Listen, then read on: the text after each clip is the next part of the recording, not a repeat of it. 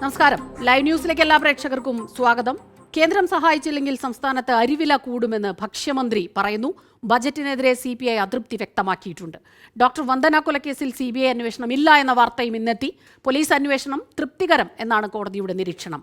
ഈ മണിക്കൂറിലെത്തുന്ന ഏറ്റവും പ്രധാനപ്പെട്ട വാർത്തകളുടെ തത്സമയ റിപ്പോർട്ടുകളുമായി ലൈവ് ന്യൂസ് തുടങ്ങുകയാണ്. വിശദമായ വാർത്തകളിലേക്ക് നമ്മൾ കടക്കുകയാണ്.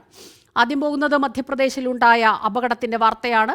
ഹർഡയിൽ പടക്ക നിർമ്മാണ ഫാക്ടറിയിൽ തീപിടുത്തം, 6 പേർ മരിച്ചു, 59 പേർക്ക് പരുക്ക്. രക്ഷാപ്രവർത്തനങ്ങൾ തുടരുകയാണ്. ബൽറാം നെടുങ്ങാടി ചേരുന്നുണ്ട് ഡൽഹിയിൽ നിന്ന് വിവരങ്ങളുമായി. ബൽറാം, വലിയ ദുഃഖകരമായ വാർത്തയാണ് ഈ വരുന്നത്.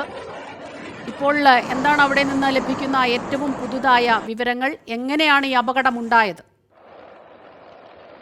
സ്മിത, അതീവ ദാരുണമായ ഒരു അപകടമാണ് മധ്യപ്രദേശിലെ ഹാർദയിൽ ഉണ്ടായിരിക്കുന്നത്. ഇപ്പോൾ ഏറ്റവും ഒടുവിൽ ലഭിക്കുന്ന റിപ്പോർട്ടുകൾ അനുസരിച്ച് മരണസംഖ്യ 8 ഉയർന്നിരിക്കുന്നു എന്നുള്ളതാണ്. 59 പേർക്ക് പരിക്കേറ്റ് വിവിധ ആശുപത്രികളിൽ ചികിത്സയിലാണ്. രക്ഷാപ്രവർത്തനം ഇപ്പോഴും ഊർജിതമായി ഇന്ന് രാവിലെയാണ് ഹാർദയിലെ പടക്ക നിർമ്മാണ ഫാക്ടറിയിൽ വൻ തീപിടുത്തം ഉണ്ടായത്. ഇതിന്റെ ആഘാതം കിലോമീറ്ററുകൾ അകലെ പോലും അനുഭവപ്പെട്ടു എന്നാണ് ദൃക്സാക്ഷികൾ അറിയിക്കുന്നത്. വലിയ പ്രകമ്പനം ഈ തീപിടുത്തത്തെ തുടർന്ന് ഉണ്ടായി. രക്ഷാപ്രവർത്തനം പോലും ആദ്യ ഘട്ടത്തിൽ ഏറെ ദുർഘടമായ രീതിയിൽ സ്ഫോടനങ്ങൾ തുടർന്നു എന്നാണ് രക്ഷാപ്രവർത്തകർ വ്യക്തമാക്കിയിരിക്കുന്നത്. ഇപ്പോൾ നിലവിൽ സംസ്ഥാന പോലീസും ഒപ്പം തന്നെ ഫയർഫോഴ്സും കൂടാതെ സംസ്ഥാന ദുരന്ത നിവാരണ വിഭാഗവും ചേർന്നാണ് രക്ഷാപ്രവർത്തനം നടത്തിവരുന്നത്. കൂടുതൽ രക്ഷാപ്രവർത്തകരെ പ്രദേശത്തേക്ക് ആവശ്യം ഉണ്ട് എന്നുള്ളതാണ് നിലവിലുള്ള സാഹചര്യം. മുഖ്യമന്ത്രി മോഹൻ യാദവ് സംഭവത്തെക്കുറിച്ച് അധികൃതരോട് റിപ്പോർട്ട് തേടിയിട്ടുണ്ട്. കൂടാതെ മന്ത്രി ഉദയ് പ്രതാപ് സിംഗിനെയും ഉന്നത ഉദ്യോഗസ്ഥരെയും പ്രദേശത്തേക്ക് അയച്ചിട്ടുണ്ട് മുഖ്യമന്ത്രി. ഈ മന്ത്രിയുടെ നേതൃത്വത്തിലായിരിക്കും രക്ഷാപ്രവർത്തനങ്ങളും തുടർന്നുള്ള ചികിത്സകൾ അടക്കമുള്ള കാര്യങ്ങൾ ഏകോപിപ്പിക്കുക. നിലവിൽ 2 മെഡിക്കൽ കോളേജുകൾ, ഭോപ്പാൽ ഇൻഡോർ മെഡിക്കൽ കോളേജുകളോട് തയ്യാറായിരിക്കാനുള്ള നിർദ്ദേശം നൽകിയിട്ടുണ്ട്. കാരണം ഈ പ്രദേശത്തുള്ള ആശുപത്രികൾ മുഴുവൻ തന്നെ പരിക്കേറ്റവരെ കൊണ്ട് നിറഞ്ഞിരിക്കുകയാണ്. നിരവധി പേർക്ക് ഗുരുതരമായ പരിക്കേറ്റിട്ടുള്ളത് കൊണ്ട് തന്നെ വിദഗ്ധ ചികിത്സ ആവശ്യമായി വരും. ഇത് പരിഗണിച്ചാണ് 2 മെഡിക്കൽ കോളേജുകളോട് തയ്യാറായിരിക്കാനുള്ള നിർദ്ദേശങ്ങൾ നൽകിയിരിക്കുന്നത്. കൂടുതൽ ആംബുലൻസുകൾ അടക്കമുള്ളവ പ്രദേശത്തേക്ക് എന്നാണ് സംസ്ഥാന സർക്കാർ അറിയിക്കുന്നത്. ഉന്നത പോലീസ് ഉദ്യോഗസ്ഥരും ജില്ലാ കളക്ടറും സംഭവ സ്ഥലത്ത് ക്യാമ്പ് ചെയ്താണ് രക്ഷാപ്രവർത്തനം ഇപ്പോൾ ഏകോപിപ്പിക്കുന്നത്. ബൽറാം, സാധാരണഗതിയിൽ ഇങ്ങനെ പടക്ക നിർമ്മാണ ഫാക്ടറികളൊക്കെ തന്നെ ജനവാസ മേഖലയിൽ ആയിരിക്കില്ല. അതിന് പ്രത്യേക ചില ഇടങ്ങളുണ്ടാകും. ഈ ദൃശ്യങ്ങളിൽ നിന്ന് നമുക്ക് ഒരു വശത്ത് നീണ്ട പാടങ്ങൾ കാണുന്നുണ്ട്.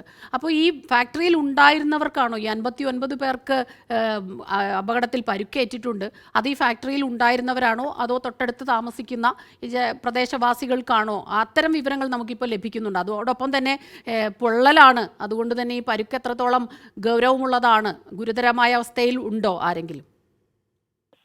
സ്മിത, ഈ സൂചിപ്പിച്ചതുപോലെ തന്നെ ഈ പടക്ക നിർമ്മാണ ഫാക്ടറി ഒരു പ്രധാന റോഡിന് സമീപം തന്നെയാണ്. എന്നാൽ അത്ര വലിയ തോതിൽ ജനങ്ങൾ തിങ്ങിപ്പാർക്കുന്ന ഒരു പ്രദേശമല്ല എന്നാണ് പ്രാഥമികമായി ലഭിച്ച വിവരം എന്നുള്ളത്. ഒട്ടേറെ ജീവനക്കാർ, തൊഴിലാളികൾ ഈ അപകടം നടക്കുമ്പോൾ ഫാക്ടറിയിൽ ഉണ്ടായിരുന്നു എന്നുമാണ് പുറത്തുവന്ന ആദ്യ റിപ്പോർട്ടുകൾ. ആദ്യം തീപിടുത്തമുണ്ടായി എന്ന റിപ്പോർട്ടിനൊപ്പം തന്നെ നിരവധി പേർ ഫാക്ടറിക്ക് ഉള്ളിൽ കുടുങ്ങിക്കിടക്കുന്നുണ്ട് എന്നുള്ള വിവരമാണ് ലഭിച്ചത്. അതുകൊണ്ട് തന്നെ കൂടുതലായും ഈ ഫാക്ടറിയുമായി ബന്ധപ്പെട്ട് ജോലി ചെയ്യുന്ന തൊഴിലാളികൾ അടക്കമുള്ളവർ തന്നെയാണ് പരിക്കേറ്റ് ചികിത്സയിൽ കഴിയുന്നവരും മരിച്ച 8 പേരും എന്നാണ് മനസ്സിലാക്കാൻ കഴിയുന്നത്. തീപിടുത്തം ആണ്, ഒരു ഫാക്ടറിയിൽ ഉണ്ടായ പടക്ക ഫാക്ടറിയിൽ ഉണ്ടായ തീപിടുത്തമാണ് എന്നതുകൊണ്ട് തന്നെ അതീവ വേഗത്തിലാണ് ഈ തീപിടുത്തം മാരകമായ രീതിയിലേക്ക് മാറിയത്. തുടർന്ന് ഫാക്ടറിയിൽ സൂക്ഷിച്ചു വെച്ചിരുന്ന അടക്കമുള്ളവയിലേക്ക് തീ പടരുകയായിരുന്നു. കിലോമീറ്ററുകൾ അകലെ പോലും ഈ സ്ഫോടനത്തിന്റെ ദൃശ്യങ്ങൾ കാണാൻ കഴിയുന്ന ഉയർന്ന പുകപടലങ്ങളും ഒപ്പം സ്ഫോടന ശബ്ദങ്ങളും കേട്ടിരുന്നു എന്നാണ് ദൃക്സാക്ഷികൾ അറിയിച്ചിരിക്കുന്നത്. അത്തരത്തിൽ അധിക ഭീതിജനകമായ ദൃശ്യങ്ങൾ തന്നെയാണ് ഈ സ്ഫോടനവുമായി ബന്ധപ്പെട്ട് പുറത്തു വന്നിരിക്കുന്നതും. ഈ പൊട്ടിത്തെറിയാണ്, തീപിടുത്തമാണ് എന്നതുകൊണ്ട് തന്നെ ഒട്ടേറെ പേർക്ക് ഈ ഗുരുതരമായ പൊള്ളലേറ്റിട്ടുണ്ട്. നിലവിൽ വിവിധ ആശുപത്രികളിലായി ചികിത്സയിൽ കഴിയുന്ന 59 പേരിൽ തന്നെ പലരുടെയും നില അതീവ ഗുരുതരമാണ് എന്നുമാണ് അധികൃതർ അറിയിച്ചിരിക്കുന്നത്.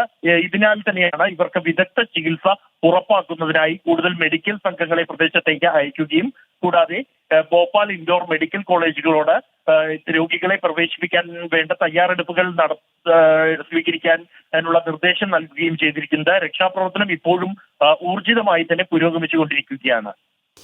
ഒപ്പം തന്നെ ഈ പടക്ക നിർമ്മാണ ഫാക്ടറികളിൽ നമുക്കറിയാം ഈ തമിഴ്നാട് ശിവകാശിയിലൊക്കെ തന്നെ അടിക്കടി ഉണ്ടാകുന്ന തീപിടുത്തങ്ങൾ കേരളത്തിലും പലപ്പോഴും ഇത് ഉണ്ടാകാറുണ്ട്.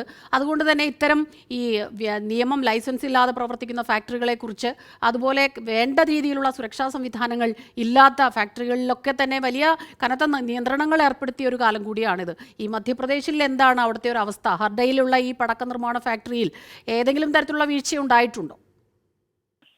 സ്മിത, നിലവിൽ ഈ പടക്കങ്ങൾ ഉൾപ്പെടെയുള്ള സ്ഫോടക വസ്തുക്കൾ കൈകാര്യം ചെയ്യുന്ന ഫാക്ടറികളിൽ ഉൾപ്പെടെ കർശനമായ മാനദണ്ഡങ്ങൾ പാലിക്കേണ്ടതുണ്ട്. എങ്കിൽ പോലും പലപ്പോഴും ഇത് പാലിക്കപ്പെടാറില്ല കമ്പനികൾ എന്നുള്ളതാണ് ഈ അപകടങ്ങൾക്ക് തുടർച്ചയായി ഉണ്ടാകുന്ന അപകടങ്ങളിൽ നടത്തുന്ന അന്വേഷണങ്ങളിൽ വ്യക്തമാകുന്നത്.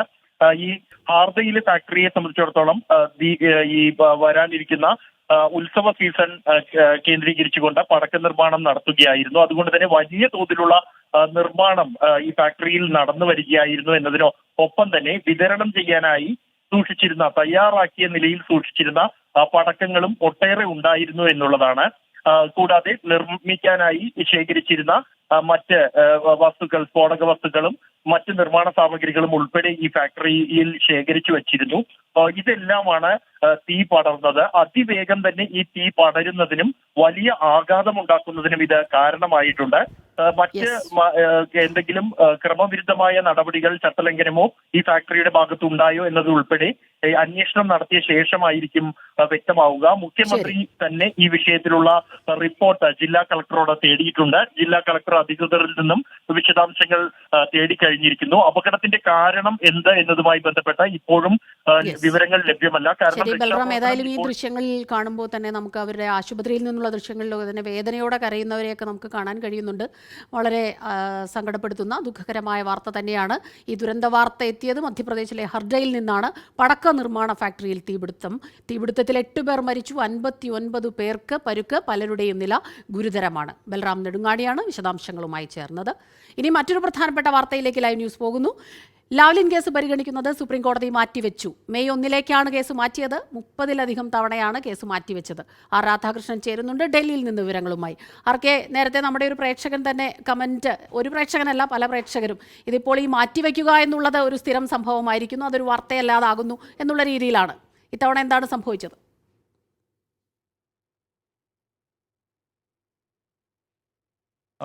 സ്മിത, ഇത്തവണ സാങ്കേതികമായിട്ടുള്ള ചില പ്രശ്നങ്ങൾ കോടതിക്ക് മുന്നിലേക്ക് എത്തുകയായിരുന്നു. ഈ സാങ്കേതികമായിട്ടുള്ള ബുദ്ധിമുട്ടുകളിൽ അത് ഏറ്റവും പ്രധാനപ്പെട്ടത് ഈ കക്ഷികളിൽ ചിലരുടെ അഭിഭാഷകർ സുപ്രീം കോടതിയിൽ കേസ് ഫയൽ ചെയ്യാനായിട്ടുള്ള അധികാരം അഡ്വക്കേറ്റ് ഓൺ റെക്കോർഡുമാർക്ക് മാത്രമാണ്. അങ്ങനെ അഡ്വക്കേറ്റ് ഓൺ റെക്കോർഡ്മാരായിട്ടുള്ള മോഹനചന്ദ്രന്റെ അടക്കമുള്ള അഭിഭാഷകർ അവർ സീനിയർ ഡെസിഗ്നേറ്റ് ചെയ്യപ്പെട്ടു. സീനിയർ ഡെസിഗ്നേറ്റ് ചെയ്യപ്പെട്ട ഈ അഡ്വക്കേറ്റ് ഓൺ റെക്കോർഡ് അവർക്ക് ഈ അവരുടെ വക്കാലത്ത് നഷ്ടമാകുന്ന ഒരു സാഹചര്യമാണ് ഉണ്ടാവുക. ഈ വക്കാലത്ത് ഇല്ല എന്ന് ഈ കക്ഷികൾ കോടതിയെ അറിയിച്ചപ്പോൾ കോടതി ഈ കേസ് മാറ്റിവെക്കാൻ നിർബന്ധിതമാവുകയായിരുന്നു. ആദ്യം ജൂലൈയിലേക്കാണ് ഈ കേസ് മാറ്റിവെക്കാമെന്ന് കോടതി പറഞ്ഞത്. പക്ഷേ ഈ മറ്റ് സമയങ്ങളിൽ നിന്ന് വ്യത്യസ്തമായിട്ട് CBI ഈ കേസ് വേഗത്തിൽ കേൾക്കണം, ഏത് സമയത്ത് കോടതി വാദം കേൾക്കാൻ പറഞ്ഞാലും അത് പറയാനായിട്ട് തങ്ങൾ തയ്യാറാണ് എന്ന നിലപാട് സ്വീകരിച്ചു. മാർച്ചിലോ ഏപ്രിലോ തന്നെ ഈ വാദം കേൾക്കണം എന്നാണ് പറഞ്ഞത്. ആ ഘട്ടത്തിൽ VM സുധീറിന് വേണ്ടി ഹാജരായ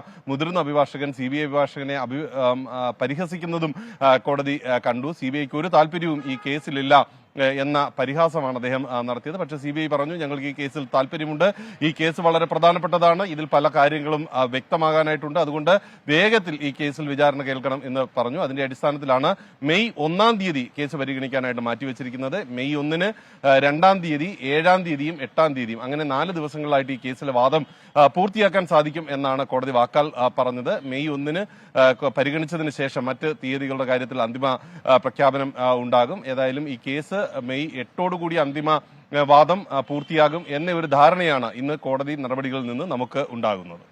ശരി. ആർ രാധാകൃഷ്ണനാണ് വിവരങ്ങളുമായി ചേർന്നത്. മെയ് 1 ഇനി ഈ കേസ് പരിഗണിക്കുക. 32 തവണയാണ് കേസ് മാറ്റിവെച്ചത്. ഡോക്ടർ വന്ദനാദാസിന്റെ കൊലക്കേസിൽ CBI അന്വേഷണം തള്ളി ഹൈക്കോടതി. പോലീസിന് വീഴ്ച പറ്റി എന്ന ആക്ഷേപം തള്ളിയ ഹൈക്കോടതി CBI അന്വേഷണം അപൂർവ സാഹചര്യങ്ങളിൽ മാത്രമാണെന്ന് വ്യക്തമാക്കുകയും ചെയ്തു. ജാമ്യഹർജി തള്ളിയതിനെതിരെ പ്രതിയായ സന്ദീപ് സുപ്രീം കോടതിയെ സമീപിക്കും. ശ്രീകാന്ത് ചേരുന്നുണ്ട് കൊച്ചിയിൽ നിന്ന് വിവരങ്ങളുമായി. ശ്രീകാന്ത്, നമ്മൾ കഴിഞ്ഞ ദിവസം കണ്ടതാണ് ഈ പിതാവിൻ്റെ ഈ ഒരു അപേക്ഷ.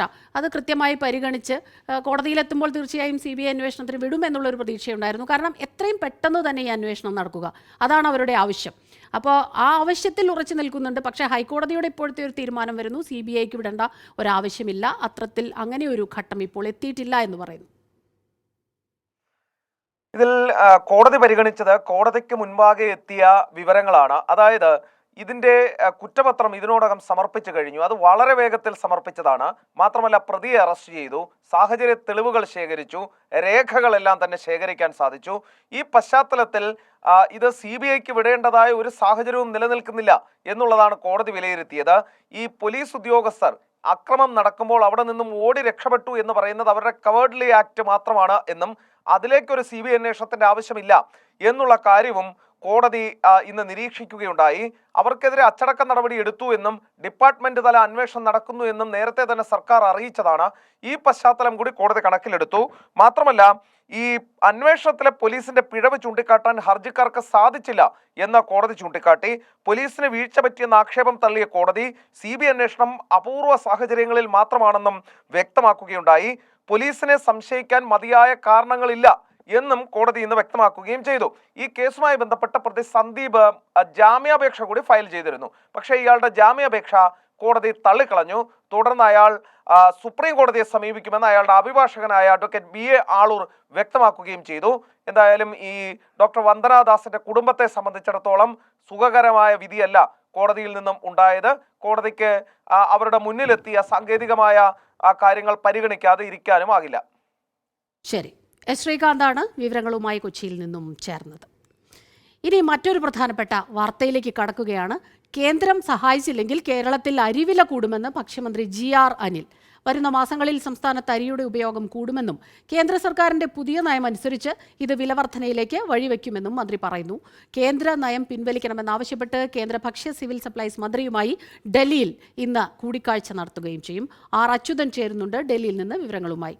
അച്യുതൻ, എന്തെല്ലാം കാര്യങ്ങളാണ് ഇപ്പോൾ ഭക്ഷ്യമന്ത്രി പറഞ്ഞത്? ഇന്നലെ ബജറ്റിൽ CPI മിനിസ്റ്റേഴ്സ് അവരുടെ ഒരു ഖേദം, ബജറ്റിൽ CPI അവരുടെ ആവശ്യങ്ങൾ അല്ലെങ്കിൽ ആ വകുപ്പുകളിൽ വലിയ കാര്യമായ നടപടികളൊന്നും ഉണ്ടായിട്ടില്ല, പ്രതീക്ഷയ്ക്ക് നൽകുന്നതൊന്നുമില്ല എന്നുള്ള രീതിയിൽ അതൃപ്തി വ്യക്തമാക്കിയ ഒരു രാഷ്ട്രീയ സാഹചര്യം കൂടെ ഇപ്പോൾ സംസ്ഥാനത്തുണ്ട്.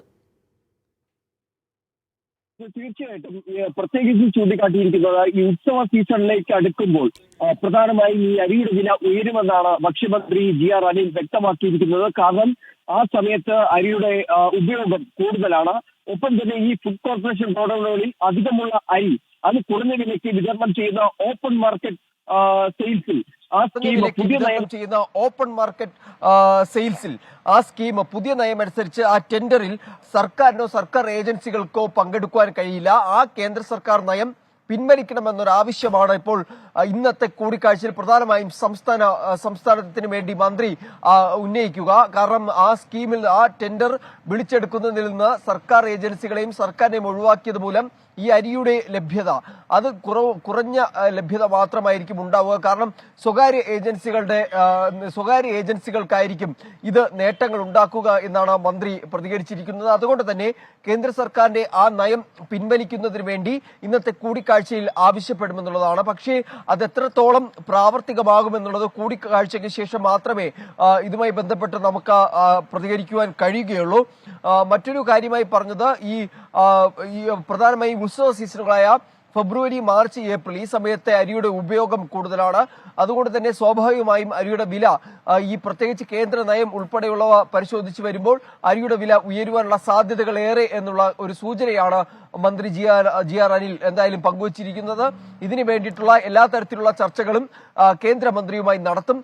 പരിഹാരം കാണുവാനുള്ള എല്ലാ ശ്രമങ്ങളും നടത്തുമെന്നുള്ള കാര്യമാണ് GR അനിൽ വ്യക്തമാക്കിയിരിക്കുന്നത്. സ്മിത, ശരി, അച്യുതനാണ് വിവരങ്ങളുമായി ചേർന്നത്. ഏതായാലും മന്ത്രി മുന്നോട്ട് വെച്ച കാര്യം വലിയ അസ്വസ്ഥതയുണ്ടാകുന്നതാണ്, ആശങ്കയുണ്ടാകുന്നതാണ്. അരിവില ഇങ്ങനെ കൂടിയാൽ സാധാരണക്കാർ പാവപ്പെട്ടവരുടെ തലയ്ക്ക് അടിക്കുന്ന പോലെയാണ്. തീർച്ചയായിട്ടും പച്ചക്കറി വില, അല്ലെങ്കിൽ ഇപ്പോൾ കഴിഞ്ഞ മണിക്കൂറുകളിലൊക്കെ നമ്മൾ കണ്ടതാണ്, വെളുത്തുള്ളി ഉൾപ്പെടെയുള്ള വസ്തുക്കൾക്ക് വലിയ വില കൂടുതൽ കാണുന്നു. ഇൻഫ്ലേഷൻ്റെ അല്ലെങ്കിൽ പണപ്പെരുപ്പത്തിൻ്റെ ഒരു കാര്യങ്ങളിലേക്കൊക്കെ തന്നെ സംസ്ഥാനം പോയാൽ തീർച്ചയായിട്ടും അരി തുടങ്ങിയ ഏറ്റവും പ്രധാനപ്പെട്ട സാധനങ്ങൾക്ക് വില ഇങ്ങനെ കൂടിക്കഴിഞ്ഞാൽ വലിയ ബുദ്ധിമുട്ടാണ് ഉണ്ടാവുക. അതിനൊരു പരിഹാരമാകുമെന്ന് നമുക്ക് പ്രതീക്ഷിക്കാം. ലൈവ് ന്യൂസ് ഇനി പോകുന്നത് ഡൽഹിയിലേക്കാണ്. കേന്ദ്ര സർക്കാരിനെതിരായ കേരളത്തിന്റെ ഡൽഹി സമരത്തിൽ NCP അധ്യക്ഷൻ ശരത് പവാറും ഡൽഹി മുഖ്യമന്ത്രി അരവിന്ദ് കെജ്രിവാളും പഞ്ചാബ് മുഖ്യമന്ത്രി ഭഗവന്ത് മാനും പങ്കെടുക്കും. DMK പ്രതിനിധിയും സമരത്തിൽ പങ്കെടുക്കുമെന്ന് തമിഴ്നാട് മുഖ്യമന്ത്രി MK സ്റ്റാലിൻ അറിയിച്ചു. കോൺഗ്രസ് അധ്യക്ഷൻ മല്ലികാർജ്ജുൻ ഖർഗെയെ ക്ഷണിക്കുന്നതിന് സമയം തേടിയിട്ടുണ്ട്. ഇതുവരെ അനുകൂല പ്രതികരണം ലഭിച്ചിട്ടില്ല. പരിപാടിയിൽ പങ്കെടുക്കുന്നതിനായി മുഖ്യമന്ത്രി പിണറായി വിജയൻ ഇന്ന് രാത്രിയോടെ ഡൽഹിയിലെത്തും. ബൽറാം നെടുങ്ങാടി ചേരുന്നുണ്ട് ഡൽഹിയിൽ നിന്ന് വിവരങ്ങളുമായി. ബൽറാം, നാളെ കഴിഞ്ഞ് മറ്റന്നാൾ 8-ാം തീയതിയാണ് ഈ സമരം. നമുക്കറിയാം അതിൻ്റെ ഒരു തുടക്കത്തിൽ അത് ഏത് രീതിയിൽ പോകണം എന്നുള്ള കാര്യത്തിലൊക്കെ തന്നെ ആദ്യത്തെ തീരുമാനം വരുന്നു, പിന്നീട് അതൊരു സമ്മേളനം എന്നാക്കുന്നു, അതിനെ പ്രതിപക്ഷം വിമർശിക്കുന്നു. പക്ഷേ എന്തായാലും വളരെ ശക്തമായി തന്നെ മുന്നോട്ട് പോവുകയാണ്. മുഖ്യമന്ത്രി അങ്ങോട്ടേക്ക് എത്തിക്കഴിഞ്ഞാൽ ഇപ്പോൾ ഈ പറഞ്ഞ പോലെ ആരെല്ലാം പങ്കെടുക്കുമെന്ന കാര്യത്തിൽ വ്യക്തതയുണ്ടോ?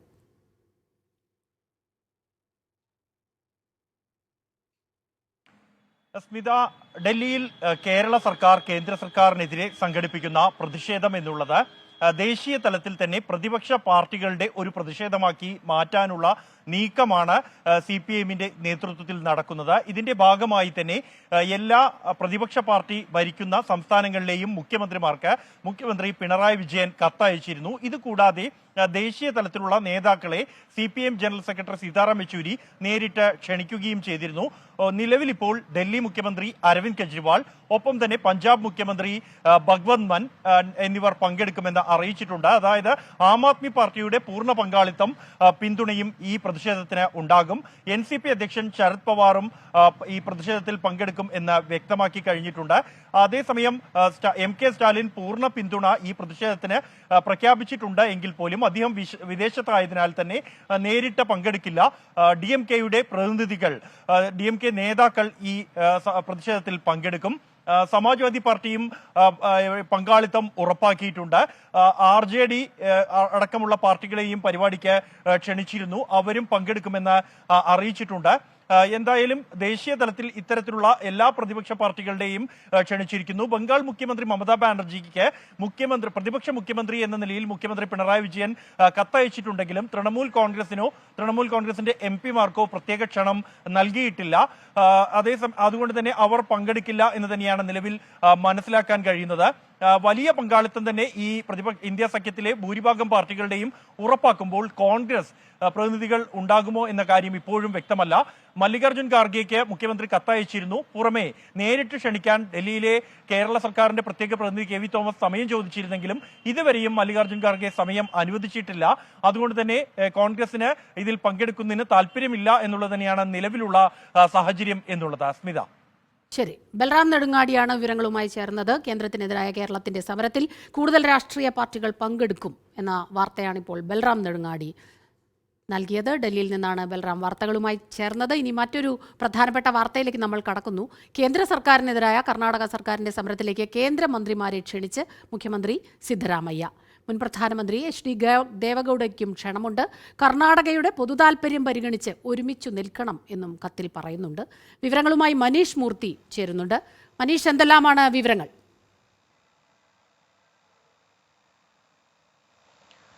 സ്മിത, കർണാടകയുടെ സമരം അത് നാളെയാണ്. ഡൽഹിയിലാണ് ആ സമരം, കേന്ദ്രവിരുദ്ധ സമരം. ഈ സമരത്തിൽ പങ്കെടുക്കണമെന്ന് ആവശ്യപ്പെട്ടുകൊണ്ടാണ് BJP MP-മാർക്കും കേന്ദ്രമന്ത്രിമാർക്കും ഒക്കെ കർണാടകയുടെ മുഖ്യമന്ത്രി സിദ്ധരാമയ്യ കത്തയച്ചിരിക്കുന്നത്. അതിൽ നിർമ്മല സീതാരാമനുണ്ട്, പ്രഹ്ലാദ് ജോഷിയുണ്ട്, ശോഭ കരന്തലജയുണ്ട്, രാജീവ് ചന്ദ്രശേഖരൻ, അങ്ങനെ നിരവധി BJP മന്ത്രിമാർക്കും കേന്ദ്രമന്ത്രിമാർക്കും അതുപോലെ തന്നെ MP-മാർക്കും കത്തയച്ചിട്ടുണ്ട്. പ്രധാനമായും പറയുന്നത് കർണാടകയുടെ ഒരു പൊതു താല്പര്യമാണിത്. അതായത് കേന്ദ്രത്തിന്റെ അവഗണനയ്ക്കെതിരായുള്ള ഒരുമിച്ചുള്ള ഒരു പോരാട്ടമാണ്. ആ പോരാട്ടത്തിന് എല്ലാവരും പങ്കെടുക്കണം എന്നുള്ളതാണ് പറയുന്നത്. മാത്രമല്ല മുൻ പ്രധാനമന്ത്രി HD ദേവഗൌഡയ്ക്കും സമാനമായ രീതിയിൽ കത്ത് നൽകിയിട്ടുണ്ട്. കർണാടകയിലെ ജനങ്ങളുടെ പൊതു താല്പര്യം, അതായത് ജനങ്ങളുടെ ക്ഷേമത്തിന് വേണ്ടിയുള്ള സമരമാണ് നടക്കുന്നത്, കേന്ദ്രത്തിനെതിരായ സമരമാണ്. ആ സമരത്തിൽ എല്ലാവരും പങ്കെടുക്കണം, അതിനു വേണ്ടിയാണ് എല്ലാവർക്കും കത്ത് നൽകിയിട്ടുള്ളത് എന്നാണ് എന്തായാലും മുഖ്യമന്ത്രി സിദ്ധരാമയ്യ പറയുന്നത്. ആ രീതിയിൽ എല്ലാ ആളുകളെയും പങ്കെടുപ്പിച്ചുകൊണ്ടുള്ള ഒരു സമരത്തിനാണ് എന്തായാലും കർണാടക കേന്ദ്രത്തിലേക്ക് അല്ലെങ്കിൽ ഡൽഹിയിലേക്ക് പോകുന്നത് എന്നുള്ളതാണ് ഏറ്റവും പ്രധാനപ്പെട്ട കാര്യം. നമുക്കറിയാം മറ്റന്നാളാണ് കേരളത്തിന്റെ സമരം. അതിന് മുമ്പായി കർണാടക സമരം നടത്തുന്നു. എല്ലാം കേന്ദ്രവിരുദ്ധ സമരമാണ്. കാരണം ഫണ്ട് വെട്ടിക്കുറിക്കുന്നു, കൃത്യമായ അർത്ഥത്തിൽ ഫണ്ട് നൽകുന്നില്ല തുടങ്ങിയ പ്രശ്നങ്ങളെല്ലാം തന്നെ കർണാടകയും ഉന്നയിക്കുന്നുണ്ട്. എന്തായാലും BJP കൂടി ഉൾക്കൊള്ളിച്ചുകൊണ്ടുള്ള സമരത്തിലേക്ക് കൂടി കടക്കുകയാണ് കോൺഗ്രസ് എന്നുള്ളതാണ് ഏറ്റവും പ്രധാനപ്പെട്ട ഒരു കാര്യം. യെസ്, കേന്ദ്രവിരുദ്ധ സമരത്തിനായി കേന്ദ്രമന്ത്രിമാരെയും ക്ഷണിച്ചിരിക്കുകയാണ് കർണാടക മുഖ്യമന്ത്രി സിദ്ധരാമയ്യ. വിവരങ്ങൾ നൽകുകയായിരുന്നു മനീഷ് മൂർത്തി. കോട്ടയം ചിങ്ങവനത്ത് അമിതവേഗതയിൽ കാർ ഓടിച്ച് അപകടമുണ്ടാക്കിയ യുവാവ് പിടിയിലായി. കായംകുളം സ്വദേശിയാണ് ചിങ്ങവനം പോലീസ് പിടികൂടിയത്. വാഹനത്തിൽ നിന്ന് 5 ഗ്രാം കഞ്ചാവും സ്വർണവും പോലീസ് പിടിച്ചെടുത്തു. ടോബി ജോൺസൺ ചേരുന്നുണ്ട് കോട്ടയത്തു നിന്ന് വിവരങ്ങളുമായി. ടോബി, എന്താണ് യഥാർത്ഥത്തിൽ സംഭവിച്ചത്?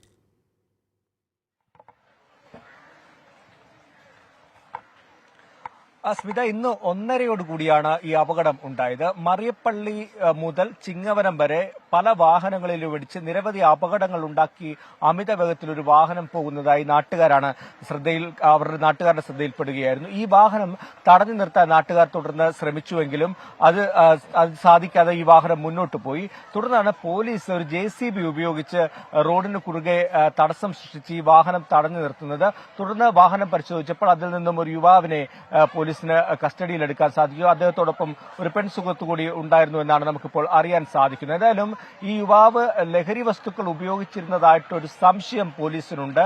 തുടർന്ന് പരിശോധന നടത്തിയപ്പോഴാണ് ഈ ലഹരി വസ്തുക്കളും അതുപോലെ തന്നെ സ്വർണവും ഈ വാഹനത്തിൽ നിന്നും ചിങ്ങവനം പോലീസ് കണ്ടെടുത്തിരിക്കുന്നത്. എന്തായാലും ഈ യുവാവ് പോലീസിന് നൽകിയിരിക്കുന്ന അഡ്രസ്സ് കൃത്യമായി പോലീസ് വെരിഫൈ ചെയ്തു. അപ്പോൾ ആദ്യം അരുൺ എന്നൊരു പേരാണ് പറഞ്ഞത്. പക്ഷേ യഥാർത്ഥ അഡ്രസ്സ് ഇതല്ല, മറ്റൊരു പേരാണോ എന്നൊരു സംശയം പോലീസിനുണ്ട്. അതുകൊണ്ട് തന്നെ വിശദമായിട്ടുള്ള അന്വേഷണം നടന്നു വരികയാണ്. ഈ യുവാവിന്റെ അറസ്റ്റ് ഉടൻ രേഖപ്പെടുത്തുമെന്നാണ് ചിങ്ങവനം പോലീസ് അറിയിച്ചിട്ടുള്ളത്. ശരി, ടോബി ജോൺസണാണ് കോട്ടയത്തു നിന്ന് വിവരങ്ങളുമായി ചേർന്നത്. തിരുവനന്തപുരത്തെ സ്മാർട്ട് സിറ്റി റോഡ് നിർമ്മാണ വിവാദത്തിൽ മന്ത്രി മുഹമ്മദ് റിയാസിനെതിരെ പാർട്ടിക്കുള്ളിൽ വിമർശനം. ജില്ലാ നേതാക്കളെ പ്രതിക്കൂട്ടിൽ നിർത്തിയ മന്ത്രിയുടെ നിലപാട് അപക്വം എന്നാണ് പാർട്ടി സംസ്ഥാന സെക്രട്ടേറിയറ്റിലെ വിമർശനം. കരാറുകാരെ തൊട്ടപ്പോൾ ചിലർക്ക് പൊള്ളി എന്നായിരുന്നു മന്ത്രി PA മുഹമ്മദ് റിയാസിന്റെ പരാമർശം. ഷഫീദ് റാവുത്തർ ചേരുന്നുണ്ട് തിരുവനന്തപുരത്തു നിന്ന് വിവരങ്ങളുമായി. ഷഫീദ്, ഇതിപ്പോൾ പാർട്ടിക്കുള്ളിൽ തന്നെ അസ്വാരസ്യങ്ങൾ ഉയരുകയാണോ ഇത്തരം പരാമർശങ്ങളിൽ മന്ത്രിക്കെതിരെ?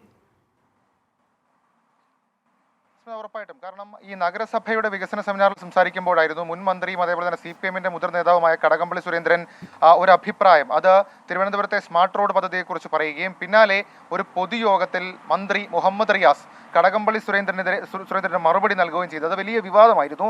മാത്രമല്ല ഈ ജില്ലയിലെ CPIM നേതാക്കൾക്ക് കരാറുകാരുമായി ദുരൂഹ ഇടപാടുണ്ടെന്ന ധ്വനിയുള്ള പ്രസംഗം അത് അന്ന് തന്നെ ജില്ലാ നേതൃത്വത്തിൽ വലിയ തരത്തിലുള്ള അതൃപ്തി ഉണ്ടാക്കുകയും ചെയ്തിരുന്നു. പിന്നാലെയാണ് ഈ സംസ്ഥാന എക്സിക്യൂട്ടീവ് അടക്കമുള്ള കാര്യങ്ങൾ ചേരുന്നത്. ഈ പരാമർശം നേതാക്കൾക്കെതിരെ തെറ്റായി വ്യാഖ്യാനിക്കപ്പെടാമെന്നായിരുന്നു സംസ്ഥാന സെക്രട്ടേറിയറ്റിൽ ഉയർന്ന വിമർശനം. മാത്രമല്ല സംസ്ഥാന സെക്രട്ടറി MV ഗോവിന്ദൻ ഉൾപ്പെടെയുള്ള ആളുകൾ മന്ത്രി മുഹമ്മദ് റിയാസിനോട് അതൃപ്തി രേഖപ്പെടുത്തി. പ്രസംഗത്തിൽ ജാഗ്രത പുലർത്തണം എന്നുള്ളതായിരുന്നു സംസ്ഥാന എക്സിക്യൂട്ടീവിലെ പൊതു അഭിപ്രായം. ഇതിനുശേഷം താൻ ഏതെങ്കിലും നേതാക്കന്മാരെ ഉദ്ദേശിച്ചല്ല എന്ന രീതിയിലേക്ക് മുഹമ്മദ് റിയാസ് നേതൃയോഗത്തിൽ നിലപാട് മയപ്പെടുത്തി. അതിനുശേഷം അദ്ദേഹം മാധ്യമങ്ങളെ കണ്ടപ്പോഴും അദ്ദേഹം പറഞ്ഞ കാര്യം ഈ വാർത്ത തന്നെ അസംബന്ധമാണ് എന്നുള്ളതാണ്. പക്ഷേ സംസ്ഥാന സെക്രട്ടേറിയറ്റിൽ അങ്ങനെ ചില കാര്യങ്ങൾ നടന്നു. സ്വാഭാവികമായും പാർട്ടിയെ സംബന്ധിച്ചത് പൊതുജനങ്ങൾക്ക് മുൻപിലേക്ക് ഇങ്ങനെ ഒരു തർക്കം, അതിന്റെ പേരിൽ അതൃപ്തി മന്ത്രിയെ രേഖപ്പെടുത്തുന്നത് ഇതടക്കമുള്ള കാര്യങ്ങൾ ഗുണകരമാകില്ല എന്നുള്ള വിലയിരുത്തൽ CPM-നെ സംബന്ധിച്ചിട്ട് ഉണ്ട് താനും. മാത്രമല്ല ഇക്കാര്യത്തിൽ ഒരു മയപ്പെട്ട സമീപനത്തിലേക്ക് കടകംപള്ളി സുരേന്ദ്രൻ കടക്കുകയും ചെയ്തിരുന്നു. കഴിഞ്ഞ നിയമസഭാ സമ്മേളനത്തിൽ ഇതുമായി ബന്ധപ്പെട്ട ഈ നയപ്രഖ്യാപന ചർച്ച നടക്കുമ്പോൾ അദ്ദേഹം 1 മിനിറ്റ് സമയമെടുത്ത് ഈ വിഷയത്തെക്കുറിച്ച് പരാമർശിച്ചു. അദ്ദേഹം പറഞ്ഞ കാര്യം ഇങ്ങനെയായിരുന്നു: മുഹമ്മദ് റിയാസുമായി ഏതെങ്കിലും തരത്തിലുള്ള പ്രശ്നം തനിക്കില്ല, വിവാദങ്ങൾക്ക് കഴമ്പില്ല എന്നുള്ളതാണ് കടകംപള്ളി സുരേന്ദ്രൻ പറഞ്ഞത്. പിന്നാലെ അദ്ദേഹം ഈ മുഹമ്മദ് റിയാസിനോടൊപ്പം ഒരു ചിത്രമൊക്കെ എടുത്ത് ഫേസ്ബുക്കിൽ പോസ്റ്റ് ചെയ്യുകയും ചെയ്തു. എന്നാൽ CPM നേതൃയോഗം ഇക്കാര്യത്തെ വളരെ ഗൗരവമായി കാണുന്നുണ്ട്. പ്രത്യേകിച്ച് തിരുവനന്തപുരം ജില്ലാ കമ്മിറ്റി തന്നെ അക്കാര്യത്തിൽ ചില പരാതികൾ ഉന്നയിച്ചൊരു സാഹചര്യത്തിൽ കൂടിയാണ് ഇങ്ങനെ അതൃപ്തി രേഖപ്പെടുത്തലടക്കമുള്ള നടപടികളിലേക്ക് കാര്യങ്ങൾ പോയത്. സ്മിത. ശരി, ഷഫീദ് റാവുത്തർ വിവരങ്ങൾ നൽകുകയായിരുന്നു തിരുവനന്തപുരത്തു നിന്ന്. മറ്റൊരു പ്രധാനപ്പെട്ട വാർത്തയിലേക്കാണ് ഇനി പോകുന്നത്. മുഖ്യമന്ത്രിയുടെ മകൾ വീണ ഉൾപ്പെട്ട മാസപ്പടി കേസിൽ CMRL ആസ്ഥാനത്തും മുപ്പത്തടത്തെ വ്യവസായശാലയിലും ഇന്നും SFIO സംഘം പരിശോധന നടത്തി. ഇന്നലെ ശേഖരിച്ച രേഖകൾ പരിശോധിച്ചതിനു ശേഷമാണ് തുടർ നടപടി. Deputy director M. അരുൺ പ്രസാദിന്റെ നേതൃത്വത്തിലുള്ള സംഘമാണ് പരിശോധന നടത്തുന്നത്. ശ്രീകാന്ത് ചേരുന്നുണ്ട് കൊച്ചിയിൽ നിന്ന് വിവരങ്ങളുമായി. ഇന്നും തുടർ പരിശോധനകൾ കേന്ദ്ര നേതൃത്വത്തിലുള്ള സംഘമാണ് എത്തിയിട്ടുള്ളത്. തീർച്ചയായിട്ടും ഇതിന്റെ ഒരു ഫിനാൻസ്, അക്കൗണ്ടിംഗ്, അതിനോടൊപ്പം തന്നെ നിയമപരമായ നടപടികൾ, ഈ രീതിയിൽ ക്ലബ് ചെയ്തിട്ടുള്ള പരിശോധന, അതാണ് ഇപ്പോഴും പുരോഗമിക്കുന്നത്. ഇന്നലെ പകലും അതോടൊപ്പം ഇന്നലെ രാത്രിയിലും നടത്തിയ പരിശോധനകളുടെ തുടർച്ചയായാണ് ഇന്നും SFIO സംഘം എത്തിയത്. അവർ 3 സ്ഥലങ്ങളിൽ പരിശോധന നടത്തി. ഒന്ന് CMRLന്റെ ആസ്ഥാനം, അത് ആലുവയിലാണ്, അവിടെ പരിശോധന നടന്നു. അതോടൊപ്പം തന്നെ ആദായ നികുതി വകുപ്പിന്റെ കൊച്ചിയിലെ ഓഫീസിലെത്തി വീണയുമായി ബന്ധപ്പെട്ട, മുഖ്യമന്ത്രിയുടെ മകൾ വീണയുമായി ബന്ധപ്പെട്ട വിശദാംശങ്ങൾ, വിവരങ്ങൾ, അവരുടെ കണ്ടെത്തലുകൾ ചോദിച്ച് മനസ്സിലാക്കി അവിടെയുള്ള രേഖകൾ പരിശോധിക്കുകയും ചെയ്തു. മറ്റൊന്ന് മുപ്പത്തടത്തെ CMRLന്റെ വ്യവസായശാലയിൽ പരിശോധന നടത്തുകയും ചെയ്തു. 6 അംഗ സംഘമാണ് പരിശോധനയുമായി രംഗത്തുള്ളത്. Deputy director M. അരുൺ പ്രസാദിന്റെ നേതൃത്വത്തിലാണ് ഈ സംഘം എത്തിയിട്ടുള്ളത്. ഇവർ നിലവിൽ ഇപ്പോൾ ഈ അന്വേഷിക്കുന്നത് പ്രാഥമികമായ ഒരു അന്വേഷണമാണ് അവരുടെ ഭാഗത്തുനിന്ന് നടക്കുന്നത്. ശേഷം ഒരു റിപ്പോർട്ട് കോർപ്പറേറ്റ് മന്ത്രാലയത്തിന് കൈമാറും. തുടർന്നാകും ഇതിൽ കേസ് രജിസ്റ്റർ ചെയ്യലും ചോദ്യം ചെയ്യാൻ വിളിപ്പിക്കലും അറസ്റ്റ് ഉണ്ടെങ്കിൽ അതടക്കമുള്ള നടപടിയിലേക്ക് കാര്യങ്ങൾ പോകുന്നത്. തൽക്കാലം എന്തായാലും ഈ പരിശോധന കുറച്ച് ദിവസം കൂടി തുടരും എന്നാണ് മനസ്സിലാക്കുന്നത്. തിരുവനന്തപുരത്തെ KICDC ഓഫീസിലും എക്സാലോജിക്കിന്റെ വിവിധ കേന്ദ്രങ്ങളിലും പരിശോധന വരും ദിവസങ്ങളിൽ ഉണ്ടാകും. ശരി.